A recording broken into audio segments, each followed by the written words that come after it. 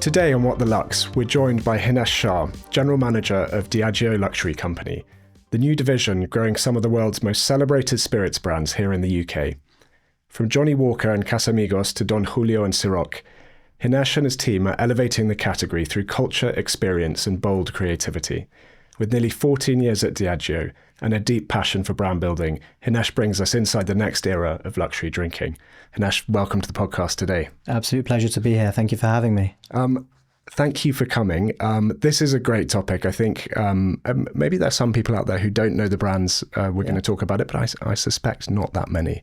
But my first question is, I'd love to know what first brought you into the world of spirits and what's kept you at Diageo for such a long time, over a decade? Yeah, it's actually it'll be 15 years in December. Wow, actually, in today's world, that's a very long time. Long stint. Very long time. So what brought me into the world of spirits, my first foray into spirits was with Diageo. Yeah. And I guess I was a admirer, a fan of many of the brands, such as Johnnie Walker, Guinness, Baileys, etc.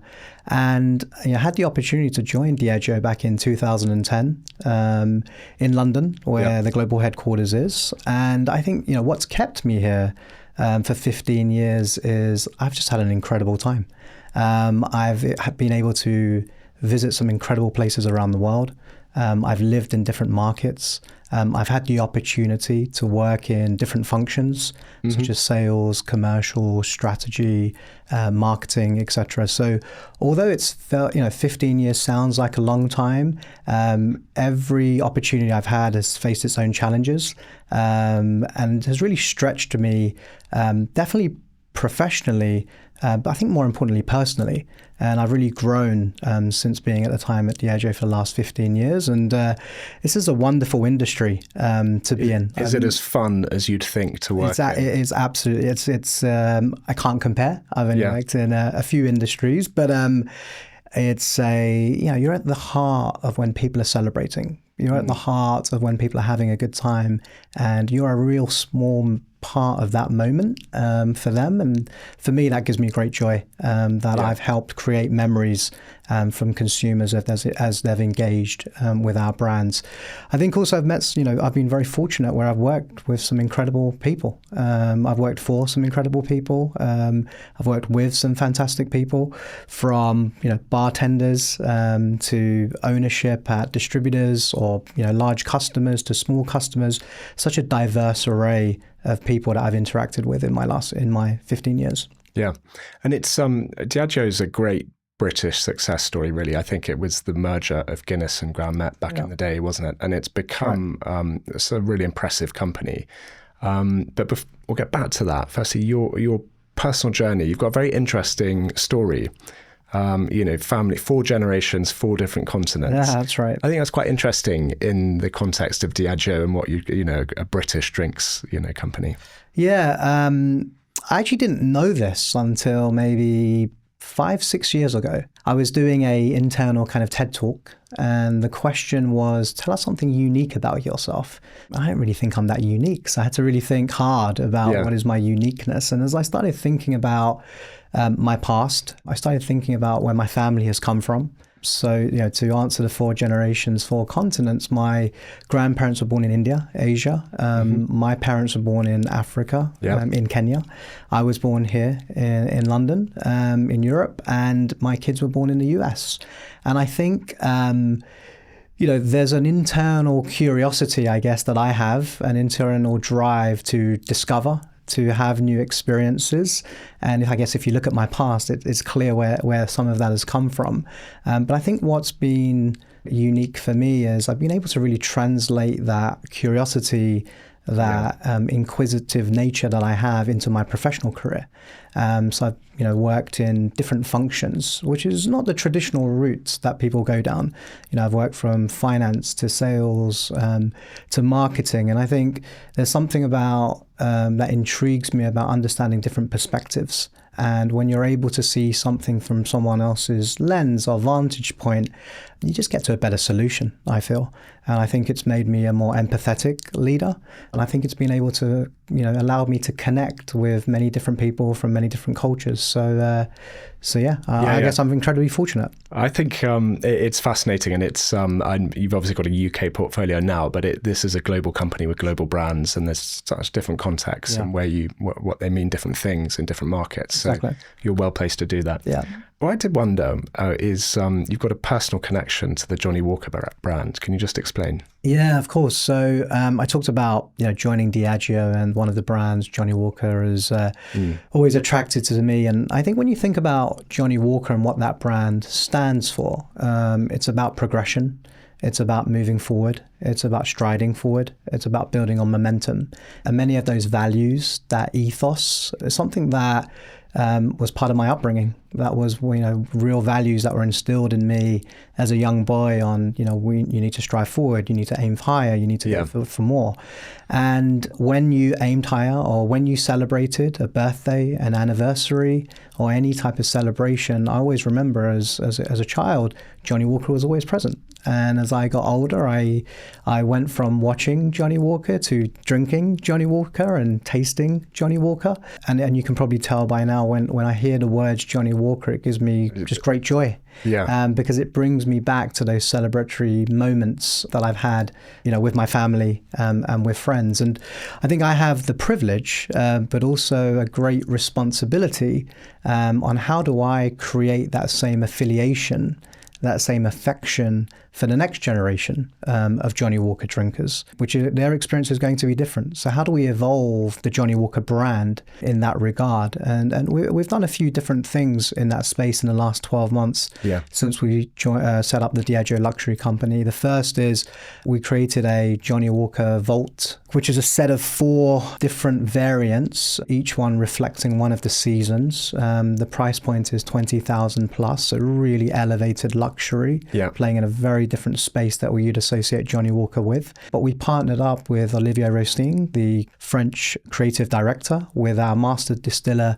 Emma Walker, to really bring that kind of craftsmanship, story, and bringing fashion and whiskey together to break through in a really different space. Which brings us to the point, of course. So previously, Diageo had just amazing brands, but it wasn't saying this is luxury, this isn't.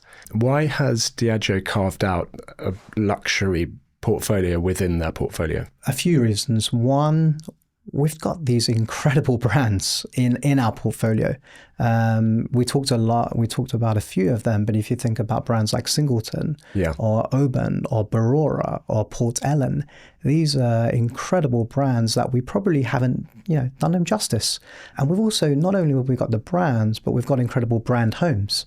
So you can actually visit these places, incredible places, and we should figure out how we do that with yourself and many of your listeners. But it's how do you get consumers into your brand, not just tasting it, but seeing where it's made, how it's made, the story, the history behind that. Which is a very simple but profound point, which is you're not just a label on top of the same things. There's a history, there's a place. Obviously, most comes alive in Scotland, I suppose, in our minds.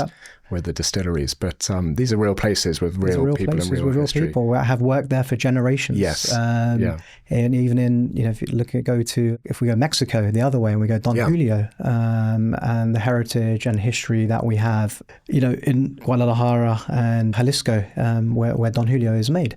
So I think we've had these incredible brands, we've got these incredible brand homes, we've got these incredible stories. It's really about how do we really shout and share them with the world. In a different way. And I think you're probably going to see more of that. The premiumization trend is one that we believe in, is one that we've seen in the industry for the last 30, 40 years. We believe it will continue. And this is really about us investing ahead with these brands and make consumers aware of just not the brand, but the experiences that you can have with those brands. Yeah, and so you pretty much answered this, but it's the obvious but difficult question, is that how would you succinctly define luxury in spirits? Yeah, it's I think actually when you think about luxury spirits, or when you've historically thought about luxury spirits, there's a few things that come to my mind. And if you look back, actually, we were looking back at this a few weeks ago. If you look at some of the marketing or some of the adverts that were created 30, 40 years ago, it was very masculine, I would say. Yeah. It was very rigid. And I think when we think about luxury in Diageo now, it's about accessibility. It's about innovation. It's about partnership. But more importantly, it's about elevating the experience and craftsmanship. And how do you really bring that to life to a consumer? Yeah, and innovation's an interesting point, because I think if you said to most people, spirits and innovation, they'd probably look at you and go, what do you mean? Yeah. So what do you mean? When I say innovation, we have a consumer base which is very loyal to us. But as we look to grow the brand, as we look to get our brands in more consumers' hands, you need to go meet the consumer where they are. And what trends are trending within the industry, and how do your brand show up in those spaces? For example, we are partnered up through Johnnie Walker with Live Nation. So we're showing up at places like British Summertime, Altitude, etc. So we're really at the heart of music. And during those festivals, you can actually purchase a ready-to-drink Johnnie Walker lemonade. And it's not about, okay, Johnnie Walker's there with music. It's more about when you're there, how do you elevate your experience during that music festival by enjoying a Johnnie Walker lemonade? So I think it's how do you innovate to meet where the consumer is or where the consumer's going, and ensure your brand is still relevant to the old, but also the new consumer. Yeah. And are there any misconceptions, do you think, about this segment, this category? Yes, many, especially actually coming because, I came from the US. So I was in the US for 12 years. Yeah. Worked and lived there. And I think what we saw while I was there... Still for Diageo. Still obviously. for Diageo, Yes. correct. Yeah, still for Diageo. And what I saw while I was there working for Diageo is the tequila boom. Yeah. That occurred in the US, 4 or 5 years ago. And actually coming back to the UK, it's been really interesting where, you've got a category in the US, which is, the second or third biggest category.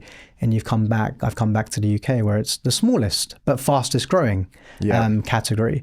And I think one of the misconceptions is, people associate, maybe my generation, but people associate tequila with shots or a very bad experience. But what you're now seeing is actually margaritas make up 15% of all cocktails. Yeah. And, palomas are incredibly popular. What we're seeing in London, the beautiful serve that it comes in and how it's garnished.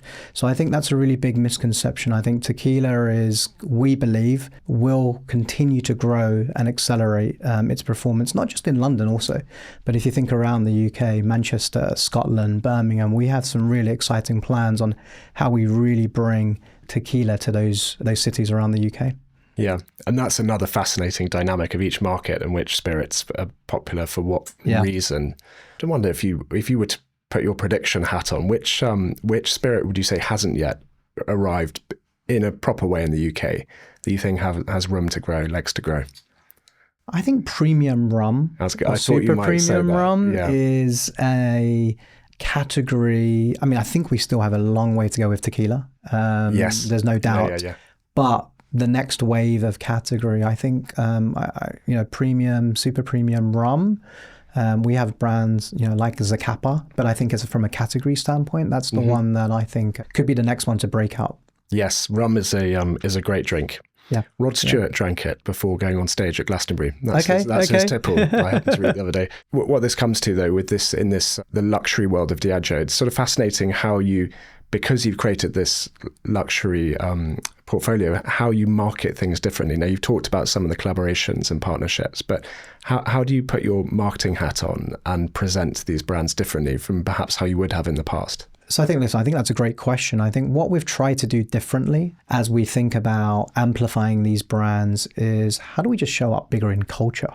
Has been a big piece of our thinking. And I think we've talked a little bit about in culture and specifically music, with Johnnie Walker, with Casamigos, with the Live Nation, British Summertime collaborations that we've had. I also think we've done some very unique things with some partners. So Perfect Moment and Johnnie Walker Ice Chalet. a high-end fashion ski designer coming together with a whiskey brand, which you probably would never have associated those Very two things to unexpected, happen. yes. But it worked perfectly, and it was a great marriage. And we, if you're a Johnnie Walker consumer, you're now a Perfect Moment consumer, and vice versa. And just showing up and collaborating with them. I think also from a kind of marketing standpoint, what we're trying to do in sport, and I think sport has become a real vehicle for us as we see on how do we amplify and elevate our brands, which are traditional beer occasions. But I think, Diageo will be an official sponsor of the World Cup in 2026 through brands like Johnnie Walker, Don Julio, Casamigos.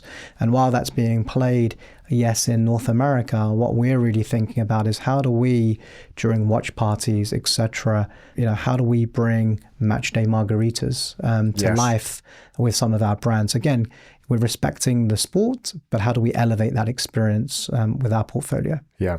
And it's also interesting, the difference between, there's obviously the off-trade and the on-trade, but when we're talking about restaurants, bars, hotels, what are you up to there and how are you helping them? Yeah, great question. That's where a lot of our investment has actually gone within a Diageo luxury company. Right. So, we've added over 40 to 50 individuals that are just solely focused on calling on on-premise customers now, really supporting them on driving their business forward, their category forward, helping their bartenders, helping them get more equipped, building their capabilities. Brands are built in the on-premise. That's a saying that goes back, and one that we truly believe in, hence the investment that we've put in there. So our advocacy programs that we have, such as Diageo Bar Academy, on how we can really help train the bartenders for the future. We also have an incredible Learning for Life program, which are individuals who have left school, university, or further education may not be for them, and they're interested in joining the spirits business. How do we equip them to have those skills so they could get jobs in the bars, in restaurants, etc.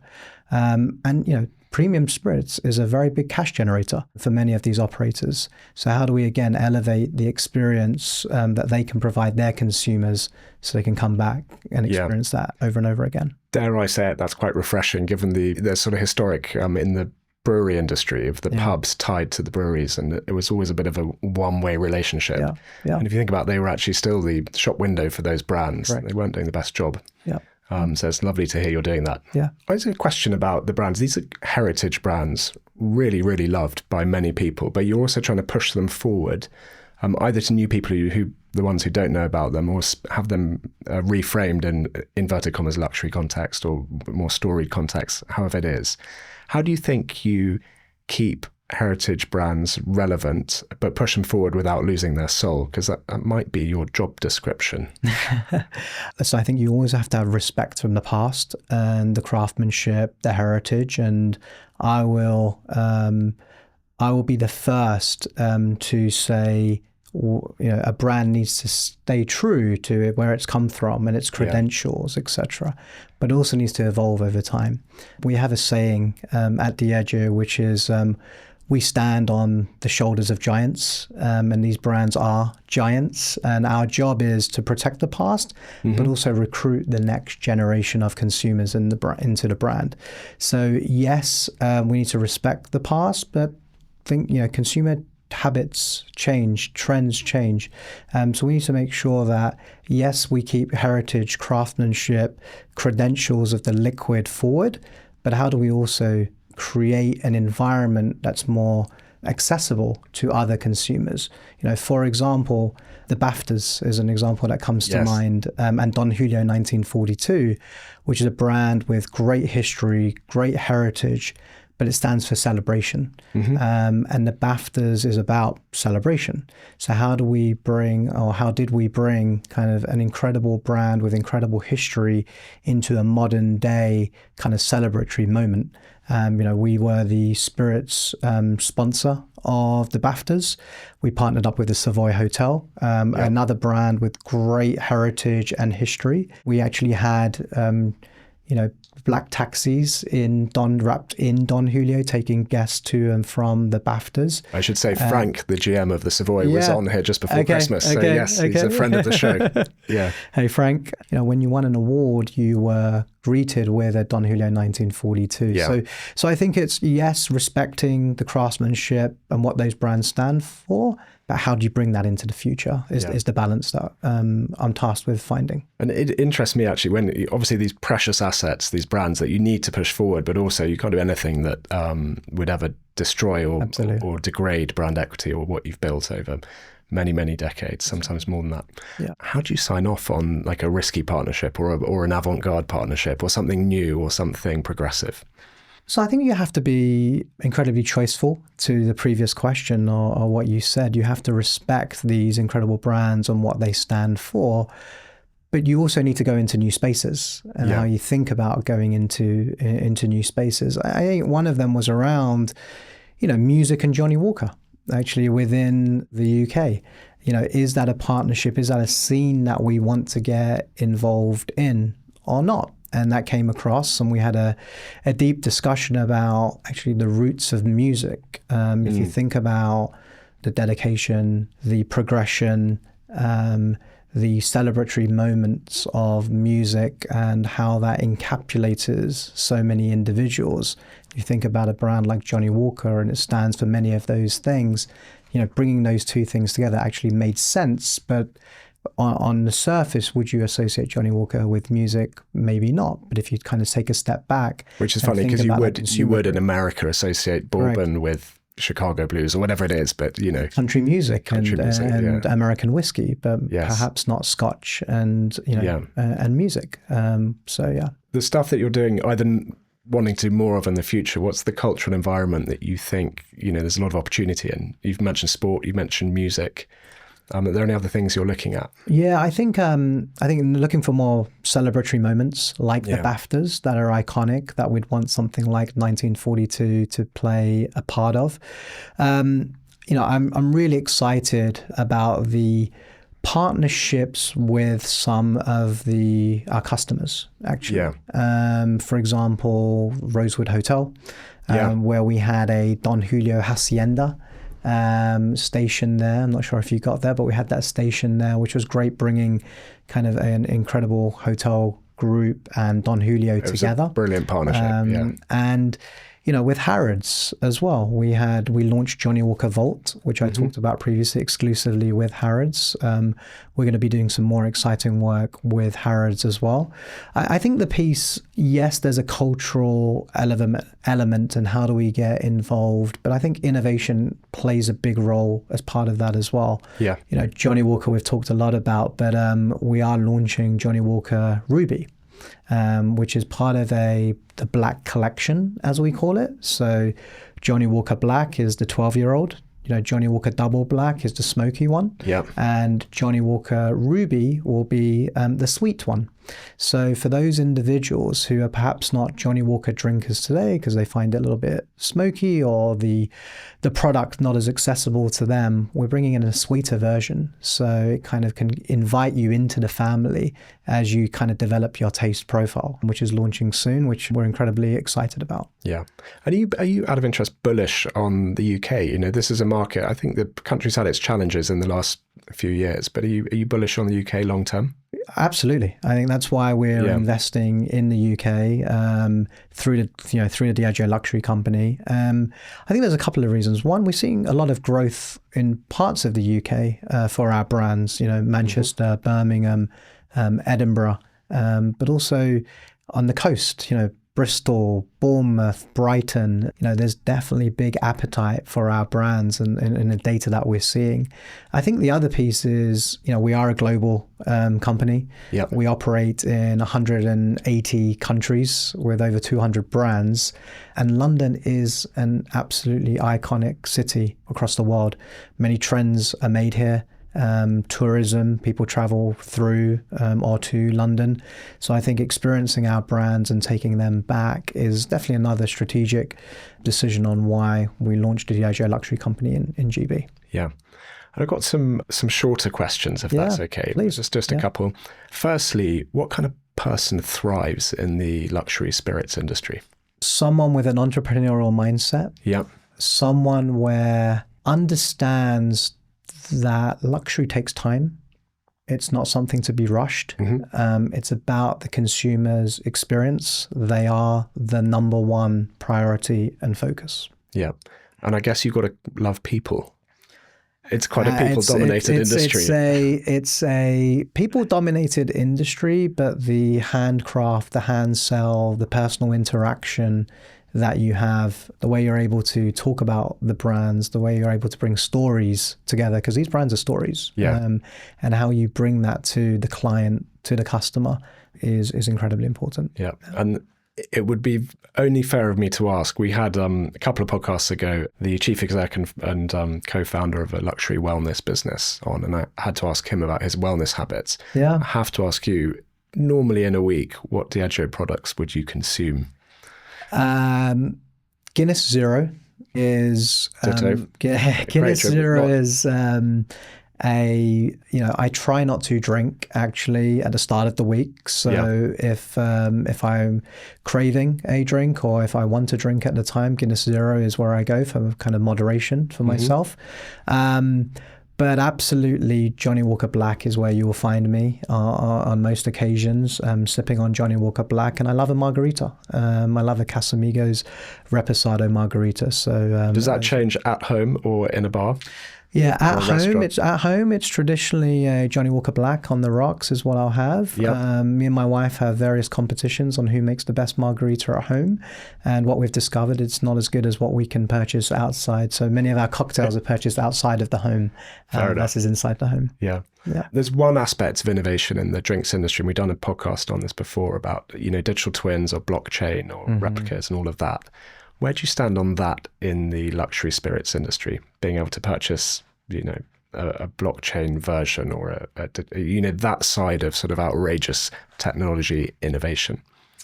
It's something that we're keeping our eye on to see what happens in that space in luxury in general. It's not something that's part of my plans right now. Yeah. I think what I'm just really focused on is how do we just get drinks in hands and give people those elevated experiences. So the real thing, the real world experience. Exactly, the real world experience, because I think that for us now is what we're seeing consumers want. When that changes or when that shifts to become a little bit outside of that space, we'll probably need to adapt and evolve. But for right now, we're really focused on doing that in the right way. Do you think there's scope to acquire new brands into the portfolio still? Do you have that hat on as well?